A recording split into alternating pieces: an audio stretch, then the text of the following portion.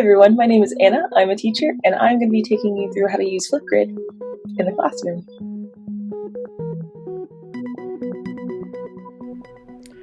Go ahead and type Flipgrid in the Google search menu and click on the first link, Flipgrid Empower Every Voice. If you're a new user, click on the Sign Up button on the top right-hand corner. Here you can sign up with your Google account or Microsoft account. I'm going to go ahead and sign up with Google.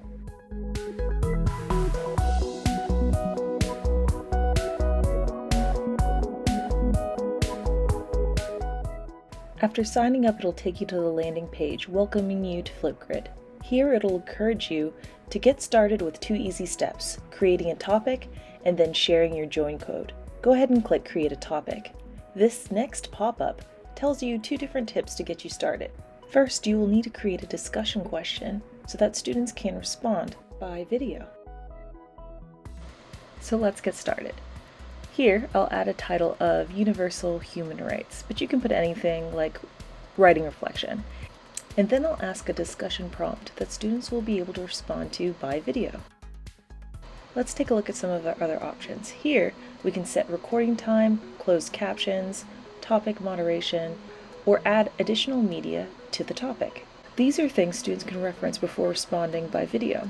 Flipgrid is compatible with many different tools and websites. You can record a video, upload a video, add a video from YouTube, upload an image, add a GIF, add an emoji. You can also use sources like Bunsy, Wonderopolis, Adobe Spark, Newsland, Nearpod, Wakelet, Kahoot, Google, and Microsoft. Feel free to pause the video and explore each one of these resources. I'm going to do record a video for my media, so I can show you how Flipgrid allows the student and teachers to record videos. Before you can record, the website will ask your computer if it can access your camera. Be sure to click Allow. As a teacher, you have 10 minutes to record. Let's take a look at effects. We have Photo, which allows you to add a photo to your video. There's also Board, Draw, adding text, adding emojis, adding frames, and also adding filters. Now if we go over to options, we can upload a clip, mirror video, or mute ourselves.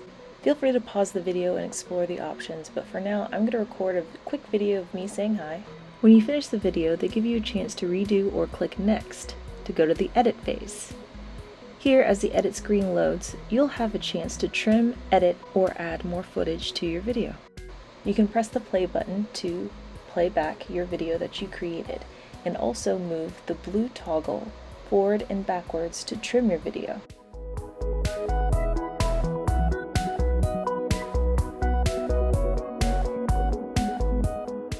When you're done trimming, go ahead and press the green confirm button in the bottom right corner. Next, it'll take you to a confirm your cover photo page. Here, you can select a frame of your video, take a selfie, or even upload your own photo. If you want to choose a name tag, Flipgrid provides a few styles you can choose from. Going back, let's look at select a frame. Here, it'll show you the clip of your entire video. You can easily select a frame that you want to be your front page, and then click confirm. Now let's take a look at the take a selfie option. Here, it'll allow you to mirror yourself or add certain effects. These are the same effects that are available to you while you're making your video. I'm going to go ahead and add a few funny ones. I'm going to go ahead and type in high class, and as you can see in the menu options, you can change font, color, stroke, or background of the text. After you finish editing your text, you can click out of the box and then click back on it to move it anywhere in your video that you want. And just for fun, I'm going to go ahead and add a filter. Now that I'm done, I'm going to go ahead and click confirm, and then it's going to create the selfie and put it on the cover of my video.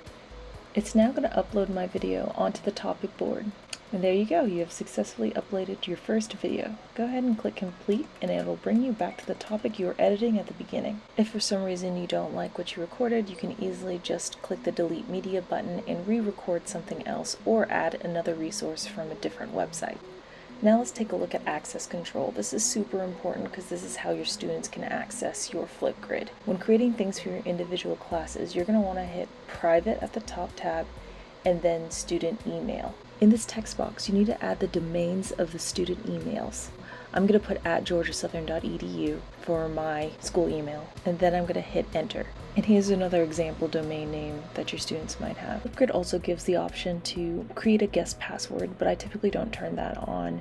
And voila, you've finished your first topic. Go ahead and click Create Topic on the bottom right-hand corner.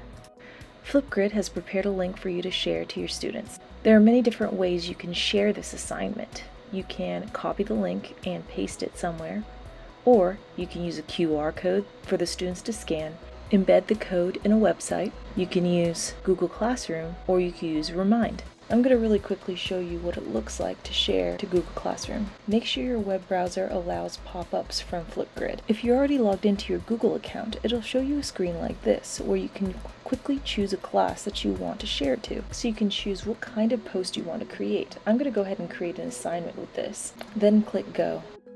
Next, it'll take you to the assignment editor, where you can add a title and instructions for the Flipgrid. Also assign points and a due date.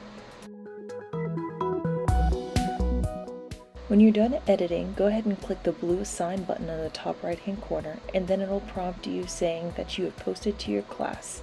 If you click the View button, it'll take you to your class. And here you can see at the top of my feed, I have the posted assignment called Human Rights. And looking at the student view instructions, here they can click on the link to the Flipgrid directly, and all they have to do is join with their Google or Microsoft account. Clicking back on your Educator Flipgrid tab, you can hit All Set, and there you go. You have your first topic, and here is where the students can respond to start the discussion. Hey, so now that you know how to log in and create topics, we're going to take a little bit more of a deep dive into what we can do with these topics and how you can discover other lessons teachers and other businesses have made. Logging back onto Flipgrid, this is the first page you should see. Under this discussion tab, you should see the universal human rights topic we created in the earlier lesson. Now go ahead and go back to the top tabs and click the Discovery tab. Here you can explore topics created by the Flipgrid community. These topics can be easily copied onto your classes for your students to do the activities, explore the various resources, and respond by video. Feel free to browse through these featured topics.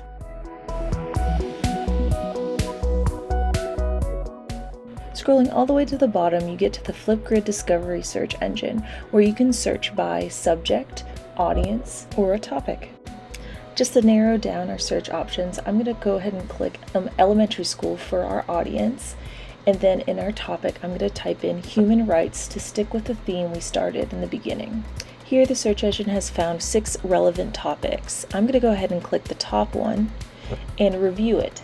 Here it looks like it has a YouTube video as its media source and a prompt that seems relevant to what we're trying to accomplish. I'm going to go ahead and click Add Topic to the right. And as we do not have groups yet, I'm just going to go ahead and add it as an individual topic. And now it'll take us to the editor that we are familiar with using from the beginning tutorial. This gives me, the teacher, the chance to look over the prompt and change it to what I need for my class, as well as review the media that they have posted. I'm actually really familiar with this video and I love it. I actually show it to my 5th graders every year when we talk about Eleanor Roosevelt and human rights. So instead of the prompt that they have, I'm going to change it into a video response where the students must watch the video and then tell me 1 or 2 things that they learned from it. This is a great alternative to writing down a response. Now if you scroll down, you can edit, again, the recording time, closed captions, topic moderations, or the media itself.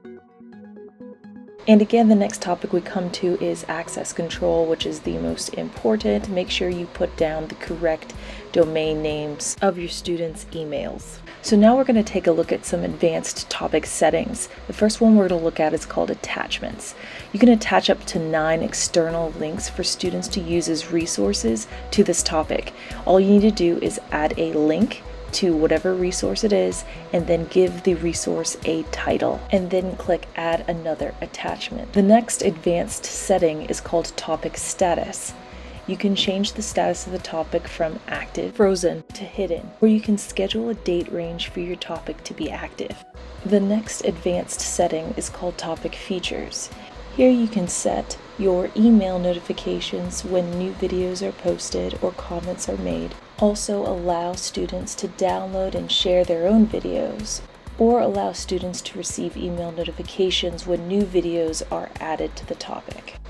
And now we come to the last advanced setting called video features. Here you can turn on and off video or selfie effects for students. You can also toggle on and off video editing features. You can select the type of comments students can leave on other videos, allow students to attach links to their videos, display view count, show likes, or add sticky notes while they're recording. And I'm sorry, there's just one more advanced setting, and it's feedback. This is basically how we would grade the student videos. So they have a basic feedback option where you can just give them a score based on performance and expression of ideas. Now go ahead and click the Update Topic button in the corner. Then this should take you to your newly created topic, along with your edited question, and ability for the students to respond at the bottom. Here on the right, the students can watch the YouTube video resource within the Flipgrid application. To take a look at some other advanced settings, let's click the Action tab at the top.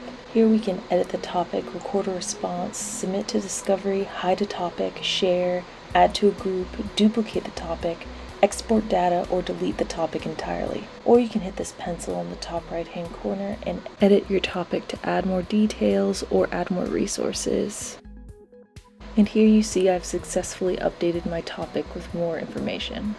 Now that you're familiar with the ins and outs of topics, let's go back up to the Discussion tab and take a look at groups. I want you to think of groups like folders or classes. When you click the Create a Group button, you can separate your topics out by subject or by classroom community. So let's give it a shot. I'm going to organize by subject and create this group called Human Rights Unit. You can also change your join code just as long as it's never been used by anybody else. And I'm going to have students join with their Microsoft or Google School email, so I will leave that selection toggled. Now, as we've done before, we need to make sure that we type in the correct student domain name for their email so they can have access to this group. Now it'll give you the option to duplicate your topics into your new formed groups. I'm going to go ahead and select both of the topics we created because they fall under this unit, and then click Duplicate Topics. And finally, it'll give me a share option to share to my Google Classroom. Now if we go to groups, we can see that we have a human rights unit with a join code and then two topics underneath it, the human rights and the universal human rights that we created. Now if you click this Add Copilot button, it'll prompt you to add another Flipgrid educator email. This is extremely useful if you have a co-teacher, a paraprofessional, or any other specialist helping out in your classroom. But please note that if they do not already have a Flipgrid account, they need to set that up first. They must already have a Flipgrid account in order for them to be invited as a co-pilot. Going back to the discussion dashboard under the Groups tab, there's one more useful thing I want to show you. If you have multiple classes teaching the same subject, you can duplicate a group with all the same topics by simply clicking Actions, then Duplicate Group. No comments or responses will be duplicated in this new group. Once it's finished, it will let you know, and you can click Close here, and it will open you straight into your new group. Go ahead and hit the pencil button, and then edit the group name title. I'm going to edit this one to say Class 2 Human Rights Unit, then click Update Group, then navigating back to the Discussion tab at the top, and then go back to my first group and update its name to Class 1 Human Rights Unit. And now I have both my classes organized with the same assignments. And now you know how to use Flipgrid. It is an amazing resource. I love using it, my students love using it. And it is a great way for us as educators to meet in the middle in a medium that our students really love communicating with. They love making videos on Snapchat, they love making videos on TikTok. So this is a great thing to incorporate into your classroom for reflections or even alternative assessments. And check out the link in my description for an interactive document exploring more advanced instructional technology integrations for Flipgrid. Thanks for joining me on EdTech with Anna, and thank you for being such an amazing teacher. See you next time.